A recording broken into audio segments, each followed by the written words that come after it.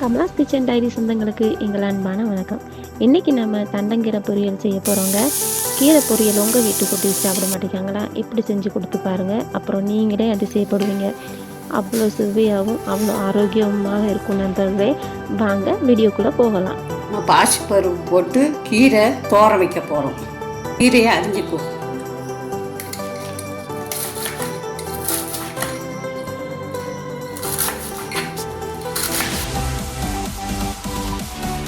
நம்ம கீரை அரிஞ்சு வச்சிட்டோம். அதுக்குள்ளே கீரைக்குள்ளே மசாலையை அரைச்சிப்போம். 2 பச்சை மிளகாய், தேங்காய், இந்த உள்ளியை போட்டு, சின்ன ஜீரகம் அதை போட்டு, மஞ்சப்பொடி போட்டு, கல்லுப்பு இது போட்டு ஒரு திருப்பு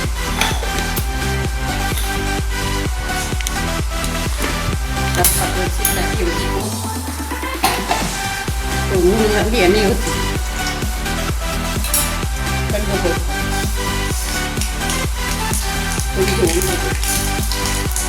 ஒரு வத்தல் சின்ன வெங்காயம்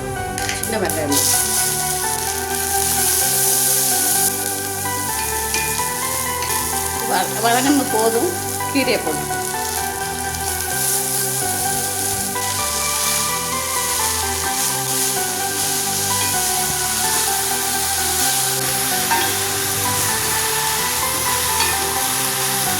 கீரைக்குள்ள மசாலையை போட்டு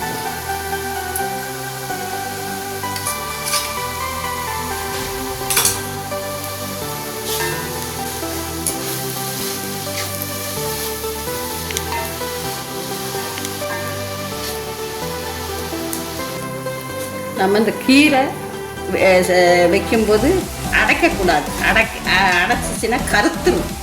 இப்போ அடைக்காமல் இருக்கப்போ இங்கே வர நல்ல பச்சையாக தெரியுது. அடைச்சிட்டுன்னா கருத்து போயிடும். அதுக்காக எந்த கீரைனாலும் அடைக்கக்கூடாது. அடைக்காமல் இப்படியே திறந்து வாங்கி வைக்கணும். பாசிப்பருப்பை நம்ம அவிச்சு வச்சுட்டு போட்டுக்கணும்.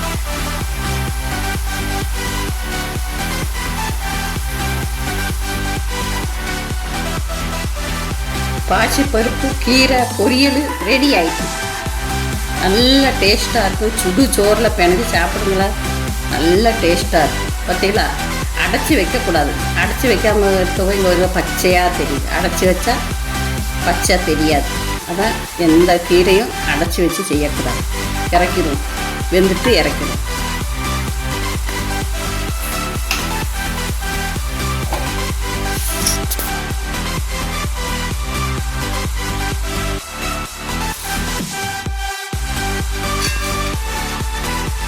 எங்கள் சமையல் உங்களுக்கு பிடிச்சிருந்துச்சுன்னா நம்ம சேனலை மறக்காமல் சப்ஸ்கிரைப் பண்ணி பெல் ஐகானை கிளிக் பண்ணிக்கோங்க.